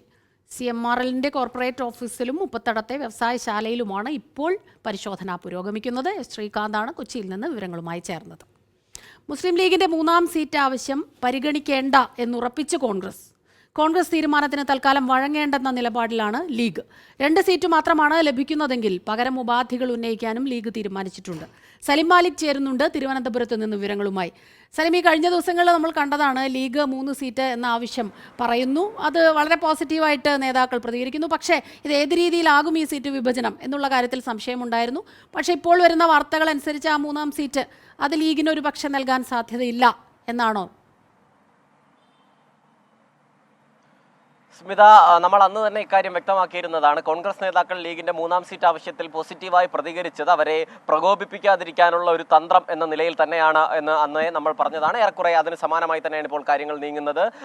മുസ്ലിം ലീഗിനെ പ്രകോപിപ്പിക്കാതിരിക്കാൻ ഇപ്പോഴും ആ നിലയിൽ തന്നെ നിങ്ങളുടെ ആവശ്യം ന്യായമാണ്, പക്ഷേ ഇപ്പോൾ പരിഗണിക്കാൻ നിവൃത്തിയില്ല എന്നൊരു മറുപടിയാണ് അവർ കോൺഗ്രസ് നേതൃത്വം നൽകുന്നത്. കോൺഗ്രസിനെ സംബന്ധിച്ചിടത്തോളം അവർ പറയുന്ന ന്യായം പരമാവധി ലോക്സഭയിലേക്ക് പരമാവധി കോൺഗ്രസ് എംപിമാരെ എത്തിക്കുക എന്നുള്ളതാണ് ഇത്തവണത്തെ ലക്ഷ്യം. കേരളത്തിൽ നിന്ന് ഏറ്റവും അധികം കോൺഗ്രസ് പ്രതീക്ഷിക്കുന്നത് കേരളത്തിൽ നിന്നാണ്. അതുകൊണ്ട് തന്നെ ആ സ്ഥലത്ത് നിന്ന് മറ്റ് സീറ്റുകൾ, മറ്റ് ഘടകകക്ഷികളെ പരമാവധി സീറ്റെണ്ണം കുറച്ച് തന്നെ പോയേ പറ്റൂ എന്നുള്ളൊരു നിലയാണുള്ളത്. അതുകൊണ്ട് മാത്രമാണ് ഈ ഘട്ടത്തിൽ സീറ്റ് അനുവദിക്കാൻ കഴിയാത്തത് എന്നുള്ളതാണ് പറയുന്നത്. ഈ നിർദ്ദേശത്തിന് തൽക്കാലം വഴങ്ങേണ്ട എന്നാണ് മുസ്ലിം ലീഗിന്റെ തീരുമാനം. ഇനി 3ാം സീറ്റ് ഒരു കാരണവശാലും നൽകില്ല എന്നൊരു ഘട്ടം വന്നാൽ മറ്റ് ചില ഉപാധികൾ കൂടി മുസ്ലിം ലീഗ് കോൺഗ്രസിന് മുൻപിൽ വെക്കും എന്നാണ് മനസ്സിലാകുന്നത്. അത് ഒഴിവുവരുന്ന രാജ്യസഭാ സീറ്റും ഒപ്പം തന്നെ നിയമസഭാ തിരഞ്ഞെടുപ്പിൽ കൂടുതൽ സീറ്റുകൾ ഉൾപ്പെടെ ഇപ്പോഴേ ആവശ്യപ്പെടാനാണ് ലീഗിന്റെ നീക്കം. അത് അത്തരം സീറ്റുകൾ ലക്ഷ്യം വെച്ചല്ല, മറിച്ചൊരു തന്ത്രം പ്രയോഗിക്കൽ, ഒരു സമ്മർദ്ദ തന്ത്രം എന്ന നിലയിലാണ് മുസ്ലിം ലീഗ് അതിനെ കാണുന്നത്. അതേസമയം എന്തൊക്കെ പ്രകോപനം ഉണ്ടായാലും നിലവിൽ ലീഗിന് വഴങ്ങേണ്ടതില്ല എന്നുള്ളതാണ്, ഇപ്പോഴത്തെ പ്രത്യേക സാഹചര്യത്തിൽ വഴങ്ങേണ്ടതില്ല എന്നുള്ളതാണ് കോൺഗ്രസ് നേതൃത്വത്തിന്റെ തീരുമാനം. എന്തായാലും ഈ മാസം 14 ചേരുന്ന UDF ഏകോപന സമിതിയുടെ ഇക്കാര്യങ്ങളിൽ ഒരു തീരുമാനമുണ്ടാകും. അന്ന് തന്നെ ഈ സീറ്റ് വിഭജനം പൂർത്തിയാക്കി സ്ഥാനാർത്ഥി പ്രഖ്യാപനത്തിലേക്ക് കടക്കാനാണ് തീരുമാനം. പക്ഷേ ഈ കടുംപിടുത്ത മുസ്ലിം ലീഗ് തുടരുകയും അതുപോലെ തന്നെ കോൺഗ്രസും ആ നിലയിൽ തന്നെ തുടരുകയും ചെയ്താൽ ഇതൊരു പ്രതിസന്ധിയിലേക്ക് പോകും. അത് പരമാവധി അത് ഒഴിവാക്കിക്കൊണ്ട് തന്നെ മുന്നോട്ട് പോകാൻ കഴിയുമെന്നുള്ളൊരു പ്രതീക്ഷയാണ് ഇരു പാർട്ടിയുടെയും നേതാക്കൾ മുന്നോട്ട് വയ്ക്കുന്നത്. അതേസമയം RSPയോട് കൊല്ലം സീറ്റിൽ പ്രചരണ പരിപാടികൾ ആരംഭിക്കാൻ കോൺഗ്രസ് നേതൃത്വം നിർദ്ദേശം നൽകിയിട്ടുണ്ട്. മാത്രമല്ല കേരള കോൺഗ്രസ് ജോസഫ് വിഭാഗത്തിന് കോട്ടയം സീറ്റിൽ പ്രചരണ പരിപാടികൾ ആരംഭിക്കാനും നിർദ്ദേശം നൽകിയിട്ടുണ്ട്. അതുമായി ബന്ധപ്പെട്ടുള്ള മുന്നോട്ട് പോകൽ ഇപ്പോൾ തന്നെ നടക്കുന്നുമുണ്ട്. സ്മിത, ശരി. സലിം മാലിക്കാണ് വിവരങ്ങളുമായി ചേർന്നത്. മുന്നണികൾക്കിടയിൽ ഈ സീറ്റ് വിഭജനം ഒരു കീറാമുട്ടിയായി തന്നെ തുടരുന്നു എന്നാണ് മനസ്സിലാക്കാൻ കഴിയുന്നത്. വിശേഷിച്ച് കോൺഗ്രസ് ഈ ലീഗിന് സീറ്റ് നൽകുന്ന കാര്യത്തിൽ ഇപ്പോഴും അതിലൊരു ധാരണയിൽ എത്താൻ കഴിഞ്ഞിട്ടില്ല എന്നാണ് സലിം മാലിക് വിവരങ്ങളുമായി ചേർന്നത്. ഇനി ലോക്സഭാ തെരഞ്ഞെടുപ്പിൽ LDFൽ സീറ്റ് ധാരണയായി എന്ന വാർത്തയും വരുന്നുണ്ട്. 15 സീറ്റിൽ CPIM-ഉം 4 സീറ്റിൽ CPI-യും 1 സീറ്റിൽ കേരള കോൺഗ്രസ് എമ്മും മത്സരിക്കും. കോട്ടയത്തിന് പുറമെ രണ്ടാമതൊരു സീറ്റ് കൂടി വേണമെന്ന കേരള കോൺഗ്രസ് എമ്മിൻ്റെ ആവശ്യം CPIM തള്ളി. ഷഫീദ് റാവുത്തർ ചേരുന്നുണ്ട് തിരുവനന്തപുരത്ത് നിന്ന്. ഷഫീദ്, LDF-ലും ഇത്തരം ഈ സീറ്റ് ആവശ്യപ്പെടുന്ന സീറ്റ് കൊടുക്കാൻ പറ്റില്ല എന്നുള്ള രീതിയിൽ അത്തരം പ്രശ്നങ്ങളുണ്ടോ? ഇപ്പോൾ ഏകദേശ ധാരണ ആ തീരുമാനത്തിലേക്ക് എത്തിയിട്ടുണ്ടോ മുന്നണി? സ്മിത, മുൻപത്തെ തിരഞ്ഞെടുപ്പ് വരെ LDF-ൽ മത്സരിക്കുന്ന ഒരു രീതി അല്ലെങ്കിൽ ആ സീറ്റ് വിഭജനത്തിന്റെ രീതി ഇങ്ങനെയായിരുന്നു. 16 സീറ്റ് CPM-നും 4 സീറ്റ് CPI-ക്കും എന്നുള്ളത്. എന്നാൽ അതിനുശേഷമാണ് മുന്നണിയിലേക്ക് കേരള കോൺഗ്രസ് M എത്തുന്നത്. അതോടുകൂടി കോട്ടയം സീറ്റ് കേരള കോൺഗ്രസ് M-ന് വിട്ടു നൽകേണ്ടി വന്നൊരു സാഹചര്യമാണ്. അപ്പോൾ സ്വാഭാവികമായും 14 സീറ്റിൽ CPM-ഉം 4 സീറ്റിൽ CPI-യും 1 സീറ്റിൽ കേരള കോൺഗ്രസ് M-ഉം മത്സരിക്കുമെന്നുള്ളതാണ് ഇപ്പോഴുണ്ടായിരിക്കുന്ന ധാരണ. ഈ കോട്ടയത്തിന് പുറമെ മറ്റൊരു സീറ്റ് കൂടി കേരള കോൺഗ്രസ് M ഔദ്യോഗികമായി ആവശ്യപ്പെട്ടിരുന്നു. എന്നാൽ അത് അനുവദിക്കാൻ കഴിയില്ല എന്ന് CPM നിലപാടെടുത്തിട്ടുണ്ട്. CPM-ന്റെ ആ നിലപാട് കേരള കോൺഗ്രസ് M അംഗീകരിച്ചിട്ടുമുണ്ട്. വരുന്ന ശനിയാഴ്ച LDF യോഗം ചേരും. ആ LDF യോഗത്തിന് ശേഷമായിരിക്കും ഈ സീറ്റ് വിഭജനം സംബന്ധിച്ച പ്രഖ്യാപനം ഉണ്ടാവുക. 10-11 തീയതികളിൽ CPI-യുടെയും അതേപോലെ തന്നെ 11-12 തീയതികളിൽ CPM-ന്റെയും നേതൃയോഗം ഉണ്ടാകും. ആ നേതൃയോഗങ്ങളിൽ ഈ സ്ഥാനാർത്ഥി പട്ടിക സംബന്ധിച്ചൊക്കെ അന്തിമ തീരുമാനമെടുക്കും എന്നുള്ളതാണ് നിലവിൽ നമുക്ക് അറിയാൻ കഴിയുന്ന വിവരം. സ്മിത, ശരി. ഷഫീദ് റാവുത്തറാണ് തിരുവനന്തപുരത്ത് നിന്ന് വിവരങ്ങളുമായി ചേർന്നത്. ഇനി തൃശ്ശൂരിലേക്കാണ് പോകുന്നത്. ലോക്സഭാ തെരഞ്ഞെടുപ്പ് സ്ഥാനാർത്ഥി പ്രഖ്യാപനത്തിന് മുൻപേ പ്രചാരണം തുടങ്ങി BJP. തൃശ്ശൂരിൽ പ്രചാരണ പ്രവർത്തനങ്ങൾക്ക് തുടക്കം കുറിച്ച് സുരേഷ് ഗോപി പങ്കെടുക്കുന്ന ബൂത്ത് തല യോഗങ്ങൾ തുടങ്ങി. തൃശ്ശൂർ മാത്രമല്ല, കേരളത്തിലെ പല മണ്ഡലങ്ങളും BJPക്കൊപ്പം വരും എന്നും സുരേഷ് ഗോപി പറഞ്ഞു. സൂരജ് സജി ചേരുന്നുണ്ട് തൃശ്ശൂരിൽ നിന്ന് വിവരങ്ങളുമായി. സൂരജ്, തൃശ്ശൂർ വലിയ പ്രതീക്ഷയാണ് തൃശ്ശൂർ സീറ്റിലുള്ളത് BJPക്ക്. അത് നമ്മൾ കഴിഞ്ഞ ദിവസങ്ങളിലൊക്കെ തന്നെ കണ്ടതാണ്. പ്രധാനമന്ത്രി എത്തി റോഡ് ഷോ ഉൾപ്പെടെയുള്ള കാര്യങ്ങളിൽ അത് വളരെ പ്രകടമാണ്. പക്ഷേ മറ്റ് മണ്ഡലങ്ങളിലും BJP വിജയിക്കുമെന്നുള്ള പ്രതീക്ഷ വച്ചു പുലർത്തുന്നുണ്ടോ? തീർച്ചയായും സ്മിത, അത്തരത്തിലൊരു പ്രതീക്ഷ തന്നെയാണ് ഇന്ന് സുരേഷ് ഗോപി നമ്മളുമായി സംസാരിക്കുമ്പോൾ അദ്ദേഹം പങ്കുവച്ചത്. അതായത് എടുത്തു പറയേണ്ട മറ്റൊരു കാര്യം എന്നുള്ളത് തൃശ്ശൂരിൽ വീണ്ടും BJP സജീവ തെരഞ്ഞെടുപ്പ് പ്രചരണത്തിലേക്ക് ഇറങ്ങിയിരിക്കുന്നു എന്നുള്ളതാണ്. നേരത്തെ തന്നെ, അതായത് ആദ്യഘട്ടത്തിൽ തന്നെ കളം നിറഞ്ഞ് പ്രചരണം നടത്തിയത് BJP ആയിരുന്നു. അത് പലപ്പോഴും ഈ കോൺഗ്രസ് അണികളിലും അതുപോലെ തന്നെ ഇടതു ക്യാമ്പിലും എല്ലാം വലിയ ആശങ്ക സൃഷ്ടിക്കുന്ന ഒരു കാഴ്ച നമ്മൾ കണ്ടതാണ്. കാരണം നേതൃത്വത്തിന്റെ പോലും പിന്തുണയില്ലാതെ അല്ലെങ്കിൽ നേതൃത്വത്തിന്റെ പോലും നിർദ്ദേശമില്ലാതെ ഇത്തരത്തിൽ കോൺഗ്രസിന് വേണ്ടി അണികൾ പോലും ചുമരെഴുതുന്ന ഒരു സാഹചര്യത്തിലേക്ക് പോലും ഈ BJP-യുടെ പ്രചരണം മൂലം ഒരു ആശങ്ക ഉണ്ടായി എന്നുള്ളതാണ്. എന്തായാലും അതെല്ലാം നിലനിൽക്കുമ്പോഴാണ് ഇപ്പോൾ വീണ്ടും സുരേഷ് ഗോപി തെരഞ്ഞെടുപ്പ് പ്രചരണവുമായി സജീവമാകുന്നത്. കാരണം അദ്ദേഹത്തിന്റെ മകളുടെ വിവാഹവുമായി ബന്ധപ്പെട്ടുകൊണ്ട് 2 ആഴ്ചക്കാലത്തോളം അദ്ദേഹം തൃശ്ശൂരിൽ ഉണ്ടായിരുന്നില്ല. തുടർന്നാണ് ഇന്ന് രാവിലെ മടങ്ങിയെത്തിയത് മുതൽ വിവിധ മണ്ഡലം തലങ്ങളിൽ, അതായത് ഇന്ന് 4 ഇടങ്ങളിലാണ്, അത്തരത്തിൽ 4 മണ്ഡലം തലങ്ങളിൽ അദ്ദേഹം ഈ ബൂത്ത് ഭാരവാഹികളുടെ യോഗമാണ് വിളിച്ചു ചേർത്തത്. ഈ ബൂത്ത് ഭാരവാഹികളായിട്ടുള്ള ആളുകളുമായി സംവദിക്കുന്ന പരിപാടിയാണ്. അത് ഒരിക്കലും ഒരു ഈ ഒഫീഷ്യൽ മീറ്റിംഗിന്റെ ഒരു രീതിയിലൊന്നുമല്ല നടന്നത്. വളരെ കാഷ്വൽ ടോക്ക് ആയിരുന്നു. അവരുമായി കോഫി വിത്ത് സുരേഷ് ഗോപി എന്ന പേരിട്ടുകൊണ്ട് അവരുമായി സംവദിക്കുന്ന ഒരു പരിപാടി, പ്രവർത്തകർക്കിടയിലേക്ക് ഇറങ്ങിച്ചെന്നുകൊണ്ട് അവരോടൊപ്പം നിന്ന് സംസാരിക്കുന്ന ഒരു തരത്തിലേക്ക് ഈ തെരഞ്ഞെടുപ്പ് പ്രചരണത്തിന്റെ ഒരു സ്ട്രാറ്റജി ആകെ മാറ്റുന്ന ഒരു കാഴ്ചയാണ് ഉണ്ടായിരുന്നത്. ഈ യോഗങ്ങളിൽ ഒന്നും തന്നെ മാധ്യമപ്രവർത്തകർക്ക് പോലും പ്രവേശനം ഉണ്ടായിരുന്നില്ല. അതിനുശേഷം ഇന്ന് അദ്ദേഹം ഇരിങ്ങാലക്കുട റെയിൽവേ സ്റ്റേഷനിൽ ഉൾപ്പെടെയുള്ള സ്ഥലങ്ങൾ സന്ദർശിച്ചു. അതുപോലെ പുതുക്കാട് ഫ്ലൈ ഓവർ സന്ദർശിക്കുന്നുണ്ട്. കേന്ദ്ര പദ്ധതികൾ പ്രകാരം നടപ്പാക്കിയ സ്ഥലങ്ങൾ, കേന്ദ്ര ഫണ്ട് ഉപയോഗിച്ച് നടപ്പാക്കിയ പദ്ധതി പ്രദേശങ്ങളാണ് അദ്ദേഹം സന്ദർശിക്കുന്നത്. ഈ ഇരിങ്ങാലക്കുടയിൽ എത്തിയ വേളയിൽ പോലും അദ്ദേഹം മാധ്യമങ്ങളോട് സംസാരിക്കുന്നതിൽ പോലും ഇന്ന് നമ്മൾ കണ്ടത് ജില്ലാ നേതൃത്വത്തിന്റെ ഏറ്റവും ശ്രദ്ധേയമായ ഇടപെടൽ. അതായത് ഒരു പ്രതികരണങ്ങളിൽ പോലും ഒരു തരത്തിലുള്ള പ്രശ്നങ്ങളും ഉണ്ടാകാതിരിക്കാൻ വേണ്ടി ജില്ലാ നേതൃത്വം പോലും ശ്രദ്ധിക്കുന്ന തരത്തിലേക്ക് തെരഞ്ഞെടുപ്പ് പ്രചരണത്തിൽ പോയി, തെരഞ്ഞെടുപ്പ് പ്രചാരണം മുതൽ സുരേഷ് ഗോപിയുടെ പ്രസ്താവനയിൽ വരെ സംഘടനാ രീതിയിലുള്ള ഇടപെടലുകൾ ഇന്ന് നമുക്ക് കാണാൻ കഴിഞ്ഞു. അത്തരത്തിൽ ഒരു വലിയ തെരഞ്ഞെടുപ്പ് പ്രചരണത്തിലേക്ക് അല്ലെങ്കിൽ തെരഞ്ഞെടുപ്പ് സ്ട്രാറ്റജി മുന്നിൽ കണ്ടുകൊണ്ടുള്ള ഒരുക്കങ്ങളിലേക്ക് BJP കടന്നിരിക്കുന്നു. ഇന്ന് BJP വ്യക്തമാക്കുന്നത് വരും ദിവസങ്ങളിലും ഇത്തരത്തിൽ ജില്ലയിലെ മുഴുവൻ മണ്ഡലം തലങ്ങളിലുള്ള ബൂത്ത് ഭാരവാഹികളുടെ യോഗം വിളിച്ചു ചേർക്കാനാണ് തീരുമാനിച്ചിട്ടുള്ളത്. അതിനുശേഷമായിരിക്കും അടുത്ത ഘട്ട പ്രചരണങ്ങളിലേക്ക് BJP കടക്കുക. സ്മിത, താഴെത്തട്ടിൽ കൂടി പ്രചരണം ആ രീതിയിൽ സജീവമാക്കുകയാണ് സുരേഷ് ഗോപി. സുരേഷ് ഗോപിയുടെ ഒരു പ്രതികരണം നമുക്ക് ലഭിച്ചിട്ടുണ്ട്. പ്രതികരണത്തിൽ വീര സവർക്കർ ഒന്ന് ഇതൊക്കെ അവർ പറയും. പിന്നെ അല്ലാതെ വീർ സവർക്കർ ജയിക്കും വന്നാൽ എന്നവർ പറയുമോ? ഇല്ലല്ല. പറയൂ, അങ്ങനെ പറയൂ. അവരുടെ നിന്ന് അങ്ങനെ പ്രതീക്ഷിക്കണം. അത് ജനങ്ങളാണ് പറയേണ്ടത്. വീർ സവർക്കർ ജയിക്കുമോ തോൽക്കുമോ എന്നുള്ളത് ജനങ്ങളാണ് പറയേണ്ടത്. തൃശ്ശൂർ എന്നല്ല, ഇന്ത്യയിൽ എത്രത്തോളം സാധ്യതയുണ്ട്, അതിന്റെ ഭാഗമായിട്ട് കേരളത്തിൽ നിന്ന് എത്ര മണ്ഡലങ്ങൾ വരും, അതിനെക്കുറിച്ച് മാത്രമേ ഞങ്ങൾ നോക്കുന്നുള്ളൂ. ലൈവ് ന്യൂസ് തുടരുന്നു. ലഷ്കർ ഭീകരൻ ഡൽഹിയിൽ അറസ്റ്റിലായി എന്ന വാർത്ത വരുന്നു. വിമുക്ത ഭടൻ റിയാസ് അഹമ്മദിനെയാണ് ഡൽഹി പോലീസ് അറസ്റ്റ് ചെയ്തത്. ഭീകരാക്രമണവുമായി ബന്ധപ്പെട്ട ഗൂഢാലോചനകളിൽ ഇയാൾക്ക് പങ്കുള്ളതായി പോലീസ് പറഞ്ഞു. ആർ അച്യുതൻ ചേരുന്നുണ്ട് ഡൽഹിയിൽ നിന്ന് വിവരങ്ങളുമായി. അച്യുതൻ, ഇയാളെ എവിടെ നിന്നാണ് പിടികൂടിയത്? എന്താണ് കൂടുതൽ വിവരങ്ങൾ?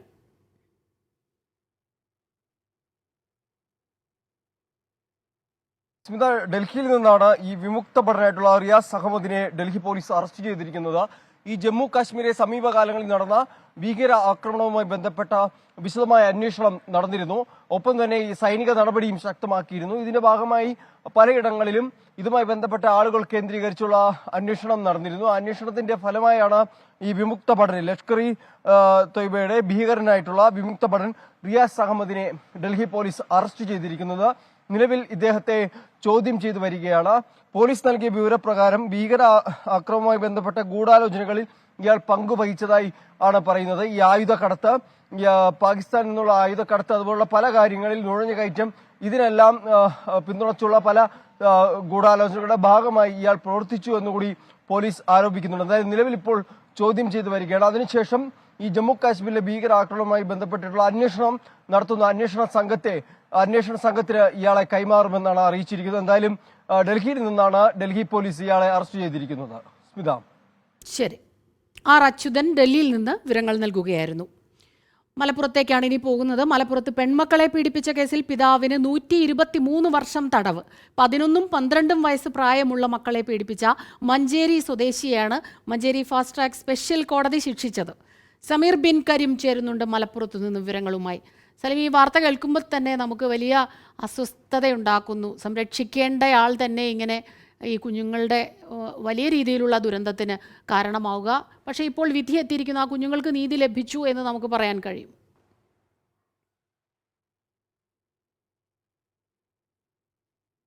നിലവിൽ കോടതി ഈ ഒരു കേസിനെ വളരെ ഗൗരവതരമായിട്ട് തന്നെയാണ് കണ്ടത്. നിങ്ങൾ സൂചിപ്പിച്ച പോലെ തന്നെ ഈ കേസിൽ ഏറ്റവും പ്രധാനപ്പെട്ടത് കുഞ്ഞിന് സംരക്ഷണം നൽകേണ്ട പിതാവ് തന്നെ ബലാത്സംഗത്തിന് ഇരയാക്കുന്നു എന്നുള്ളതാണ് വളരെ പ്രധാനപ്പെട്ടതായിട്ടുള്ള ഒരു കാര്യം. 2021 നവംബർ മുതൽ മാർച്ച് 2022 വരെയുള്ള കാലയളവിലാണ് 12ഉം 11ഉം വയസ്സുള്ള തൻ്റെ സ്വന്തം മക്കളെ പിതാവ് വീട്ടിൽ വെച്ച് പല തവണ ബലാത്സംഗത്തിന് ഇരയാക്കുന്നതായുള്ള ഒരു സംഭവം ഉണ്ടാകുന്നത്. തുടർന്ന് മാതാവിൻ്റെ ശ്രദ്ധയിൽ ഇത് പെടുകയും മാതാവാണ് നിലവിൽ എടവണ്ണ പോലീസിനെ വിവരം അറിയിക്കുന്നത്. അങ്ങനെ എടവണ്ണ പോലീസാണ് ഈ പ്രതിയെ പിടികൂടുകയും വളരെ വേഗത്തിൽ തന്നെ മറ്റു നടപടികളുമായി മുന്നോട്ട് പോകുകയും ചെയ്തത്. സംഭവത്തിൽ എടവണ്ണ പോലീസ് കേസിൽ അന്വേഷണം പൂർത്തിയായി കുറ്റപത്രം സമർപ്പിക്കുകയാണ് ഉണ്ടായത്. ഇന്ന് ഇതുമായി ബന്ധപ്പെട്ട് Manjeri special POCSO court judge M അഷ്റഫാണ് ശിക്ഷ വിധിച്ചിരിക്കുന്നത്. 123 വർഷം കഠിന തടവാണ് 43-കാരനായ പ്രതിക്കെതിരെ മഞ്ചേരി കോടതിയുടെ വിധി. അതോടൊപ്പം തന്നെ 7 ലക്ഷം രൂപ പിഴയായും അടക്കണം.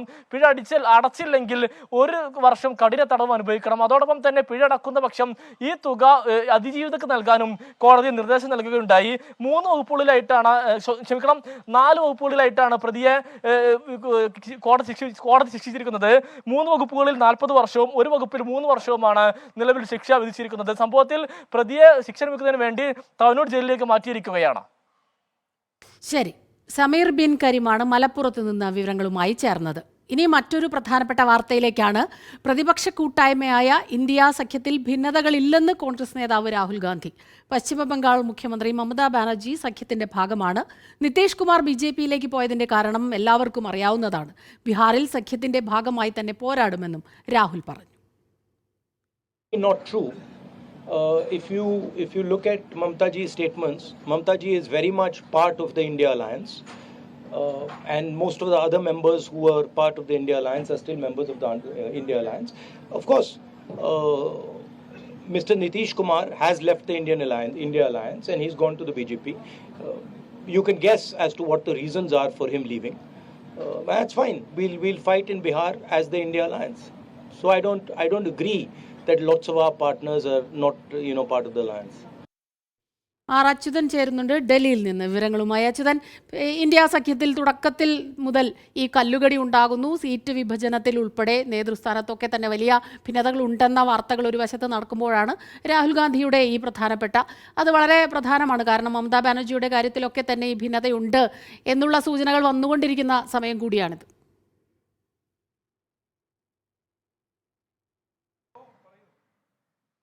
തീർച്ചയായിട്ടും സ്മിത, കാരണം ഈ സീറ്റ് വിഭജനം അടക്കമുള്ള കാര്യങ്ങൾ പരിശോധിച്ചാൽ തന്നെ മമത ഒരു തരി വിട്ടുവീഴ്ച പോലും ഇതുവരെയും വരുത്തിയിട്ടില്ല.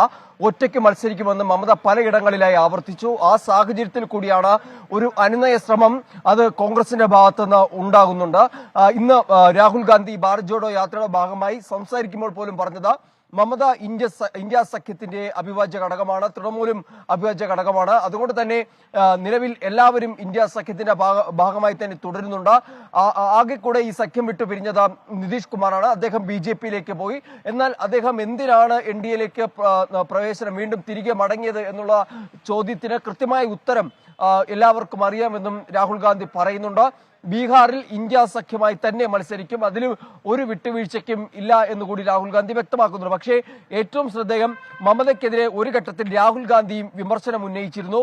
യാത്രാമധ്യേ പശ്ചിമ ബംഗാളിൽ കോൺഗ്രസും തൃണമൂലും നേർക്കുനേർ പോരിലേക്കാണ് എത്തിയത്. കാരണം രാഹുലിന്റെ റാലി സംബന്ധമായി പല അനുമതികൾ നിഷേധിക്കുന്ന ഒരു സാഹചര്യമുണ്ടായി. മാൾഡയിലെ ഗസ്റ്റ് ഹൌസിൽ അനുമതി നൽകിയിരുന്നില്ല. അങ്ങനെ പല പ്രശ്നങ്ങളിൽ കോൺഗ്രസ് സംസ്ഥാന ഘടകം തൃണമൂൽ കോൺഗ്രസിനെയും മമതയും ഒരുപോലെ വിമർശിച്ച ഒരു സാഹചര്യം ഉണ്ടായിരുന്നു.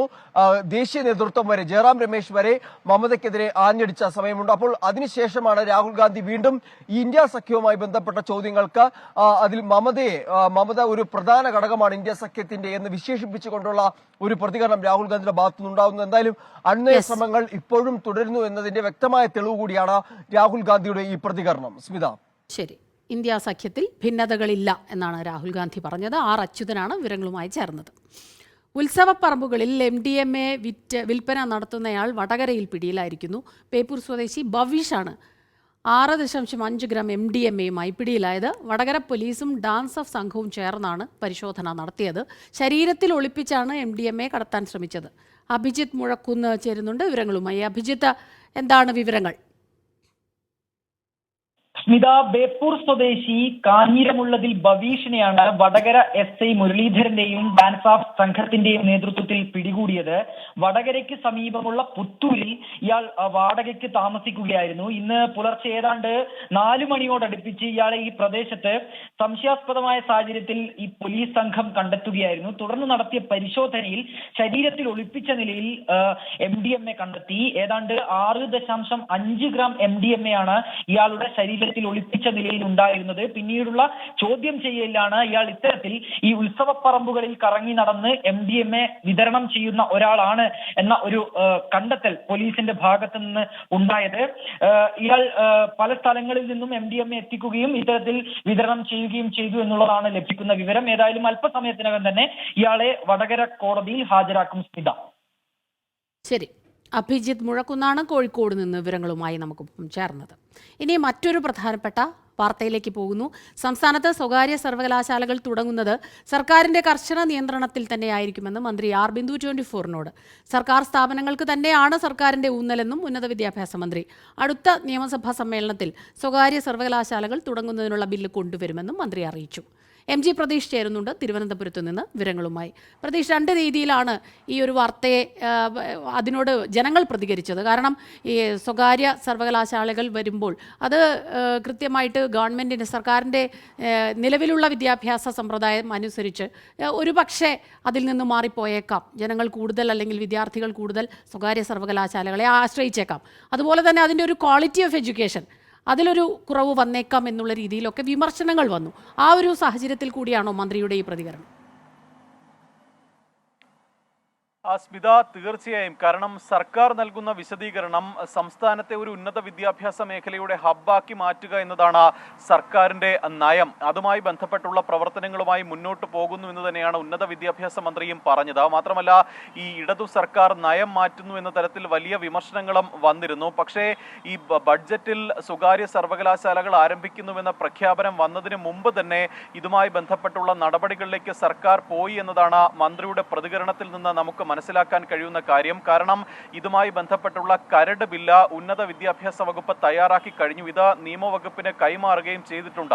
അടുത്ത നിയമസഭാ സമ്മേളനത്തിൽ ഈ ബില്ല് നിയമസഭയിൽ എത്തുമെന്നതാണ് മന്ത്രി തന്നെ അറിയിക്കുന്ന കാര്യം. മാത്രമല്ല, ഇതിൽ ചില ആശങ്കകളുണ്ട്. പൊതുജനങ്ങളിലടക്കം 2 അഭിപ്രായം ഉയർന്നു വരുന്ന ഒരു സാഹചര്യമുണ്ട്. പക്ഷേ ഇക്കാര്യത്തിൽ മന്ത്രിയുടെ പ്രതികരണം ആശങ്കപ്പെടേണ്ട ഒരു സാഹചര്യവുമില്ല. സർക്കാരിന്റെ എപ്പോഴുമുള്ള ഊന്നൽ സർക്കാർ സ്ഥാപനങ്ങൾക്ക് തന്നെ ആയിരിക്കും. പക്ഷേ ഈ ഉന്നത വിദ്യാഭ്യാസ നിലവാരം മെച്ചപ്പെടുത്തുന്നതിന്റെ ഭാഗമായാണ് അന്താരാഷ്ട്ര നിലവാരത്തിലുള്ള മികച്ച അക്രഡിറ്റേഷനുള്ള സ്ഥാപനങ്ങൾ കേരളത്തിലേക്ക് വരുന്നത്. ഇതിന്റെ ഭാഗമായിട്ടായിരിക്കും സ്വകാര്യ സർവകലാശാലകൾ സംസ്ഥാനത്ത് അനുവദിക്കുന്നത്. ഒപ്പം സർക്കാരിന്റെ പൂർണ്ണമായൊരു നിയന്ത്രണം ഇതിന് മേലുണ്ടാകും. അത്തരത്തിലൊരു ആശങ്കയ്ക്കും അടിസ്ഥാനമില്ല എന്ന് മന്ത്രി തന്നെ അറിയിക്കുന്നുണ്ട്. മാത്രമല്ല, ഇതുമായി ബന്ധപ്പെട്ട 1-2 സർവകലാശാല പ്രതിനിധികളുമായി സർക്കാർ ചർച്ച നടത്തിയെന്ന് തന്നെ മന്ത്രി സമ്മതിക്കുന്നു. പക്ഷേ SFI അടക്കം ഇപ്പോൾ ഇതിൽ ഒരു ആശങ്ക അറിയിച്ചിട്ടുണ്ട്. ഇത് സർക്കാരിനെ ധരിപ്പിക്കുമെന്നാണ് SFI വിശദീകരണം. മാത്രമല്ല, വിവരങ്ങളുമായി നമുക്കൊപ്പം ചേർന്നത്.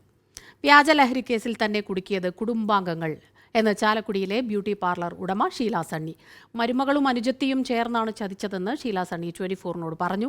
ഷീല സണ്ണിയെ കുടുക്കാൻ എക്സൈസിന് വ്യാജ വിവരം നൽകിയ തൃപ്പൂണിത്തുറ സ്വദേശി നാരായണദാസ് ഹൈക്കോടതിയെ സമീപിച്ചു. സൂരജ് സജി ചേരുന്നുണ്ട് തൃശ്ശൂരിൽ നിന്ന് വിവരങ്ങളുമായി. സൂരജ്, ഈ വാർത്ത കേൾക്കുമ്പോഴൊക്കെ വലിയ സങ്കടം തോന്നാറുണ്ട്. കാരണം ഒരു തെറ്റും ചെയ്യാതെ ഇങ്ങനെ ജയിലിൽ കിടക്കേണ്ട ഒരു അവസ്ഥ അവരനുഭവിക്കുന്ന, സമൂഹത്തിലും കുടുംബത്തിലും ഒക്കെ അനുഭവിക്കുന്ന ഒരു വിഷമം, ആ പ്രതിസന്ധിയിലൂടെയൊക്കെ കടന്നു വന്നിരിക്കുന്നു. എന്നാലും ഇപ്പോൾ നീതി ലഭിക്കുന്നു എന്നുള്ള രീതിയിലാണ് റിപ്പോർട്ടുകൾ വരുന്നത്. സ്മിത, അത്തരത്തിൽ തന്നെയാണ്, നീതിക്കരികെ എന്നുള്ളത് തന്നെയാണ് ഷീല സണ്ണിയുമായി സംസാരിക്കുമ്പോൾ അവരും പറയുന്നത്. പക്ഷേ ഷീലയുടെ പ്രധാന ആവശ്യം എന്നുള്ളത് എന്തിന് തന്നെ 72 ദിവസം ഇവർ ജയിലിൽ അടച്ചു, അതിന്റെ കാരണം എന്താണ് എന്നറിയണം എന്നുള്ളതാണ് ഷീല സണ്ണി പ്രധാനമായും പറയുന്നത്. അവരുടെ മരുമകളും അതുപോലെ തന്നെ ഈ മരുമകളുടെ സഹോദരിയും നടത്തിയ ഗൂഢാലോചനയുടെ ഭാഗമായിക്കൊണ്ടാണ് ഈ വ്യാജ ലഹരി കേസ് ഉണ്ടാകുന്നത്.